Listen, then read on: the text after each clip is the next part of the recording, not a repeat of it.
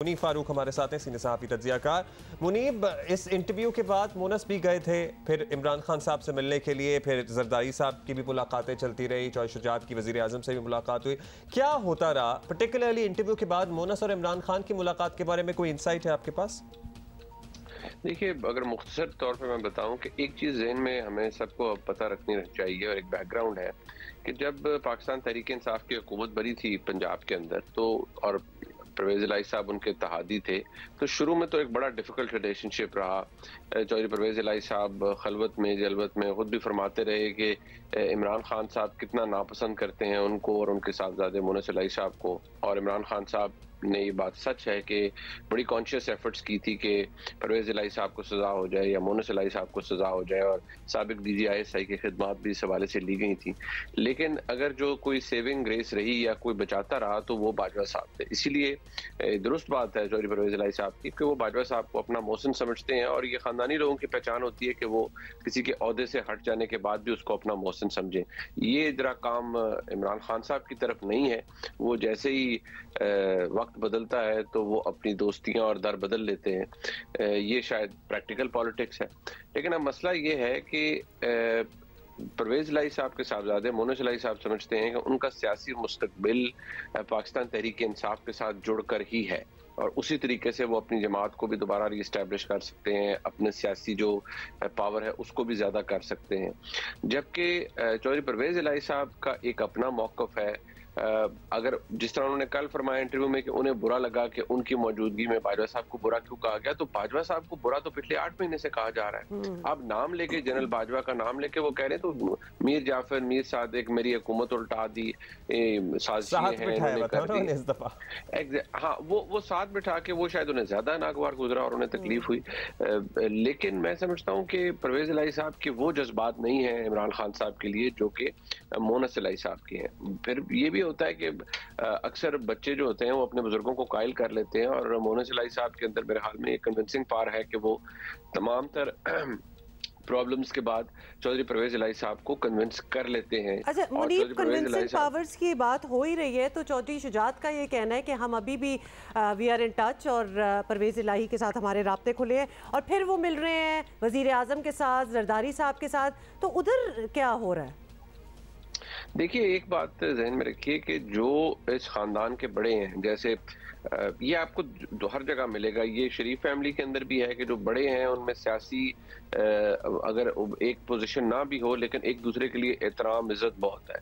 इसी तरह लेकिन फिर ये आप देखिए कि बच्चों के अंदर वो आपको नजर आता है कि there is a distinct divide in terms of politics, लेकिन फिर भी चलें वो है। यहाँ पर चौधरी खानदान के अंदर भी ये है कि ठीक है, बड़ों के अंदर थोड़ी वो एक वज़ादारी अपनी वो मौजूद है, और वो इस तरह आकर अगर कोई सियासी इख्तलाफ है तो उसमें इतना तनाव नहीं लेके आते, लेकिन बच्चों के अंदर बिटवीन कजन्स एक और बड़े अरसे से ये पॉलिटिकल रिफ्ट ज्यादा ऐसा लगता है ये कजन्स की रिफ्ट है, और अक्सर फैमिलीज में हो जाया करती है।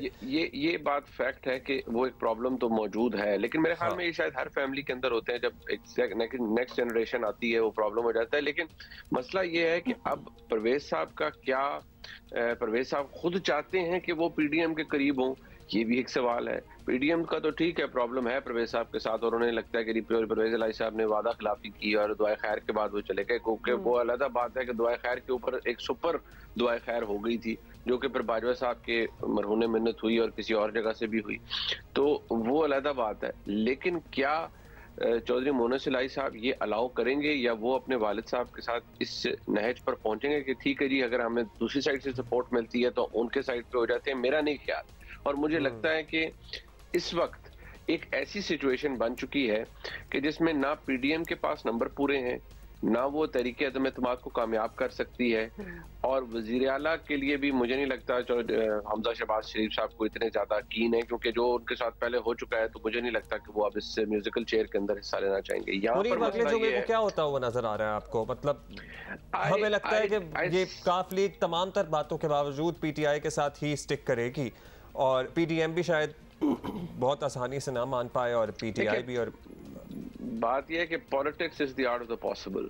आप अगले 2-3 दिन के अंदर को बहुत बड़ी तब्दीली भी देख सकते हैं। ये भी देख सकते हैं कि जो ये मुलाकातें हुई हैं चौधरी शुजात साहब से या प्राइम मिनिस्टर साहब की जरदारी साहब से, इसका कोई और रंग निकल आए और वाकई वो हो जाए जिसके बारे में अभी हम कह रहे हैं कि वो नहीं हो सकता, कि चौधरी शुजात साहब की मर्जी से और चौधरी परवेज साहब कन्विंस हो जाएं और वो मुस्लिम लीग पूरी पीडीएम के कैंडिडेट बन जाएं। और क्योंकि एक पार्टी है ना, वो तो अपनी लॉयल्टी बदल सकती है, अलायंस नया कर सकती है, तो ये मुमकिन है। लेकिन मुझे लगता है कि अब वो एक क्रैक जरूर आ गया है इस इत्तेहाद के अंदर जो पीटीआई का और पीएमएलक्यू का है, और things can never be the same again.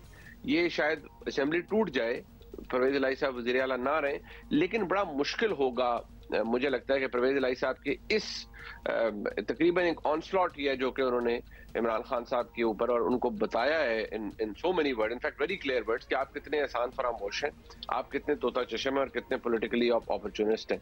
तो मेरे ख्याल में ये इसके बाद काफी मुश्किल होगा इन दोनों जमातों का अलायंस आगे चलना। बाकी आपको मैंने जैसे अर्ज किया कि सियासी तौर पर इस वक्त there is no, if at all there is a news, everyone is kept it close to their heart. वो कोई शेयर नहीं कर पा रहा, लेकिन अभी तक कोई डेवलपमेंट ऐसी हुई नहीं है। ऑलराइट मुनीब, बहुत बहुत शुक्रिया। आप इस क्रैक की बात कर रहे हैं कि क्रैक आ गया, लेकिन लफ्ज़ हमारी वोकैबुलरी से जरा निकला हुआ था, तोता चश्म। अच्छा, और ये क्रैक की मुनीब ने बात की है कि जैसे उनके रिलेशंस में क्रैक आ गया, मतलब it was a very forced alliance in the first place, बड़े मतलबी किस्म का ये अलायंस था, इसलिए वो क्रैक तो मेरा ख्याल है हमेशा से मौजूद ही था, जो अब जरा ज़्यादा व्हिच मोनस was trying to actually fill. Yes, absolutely.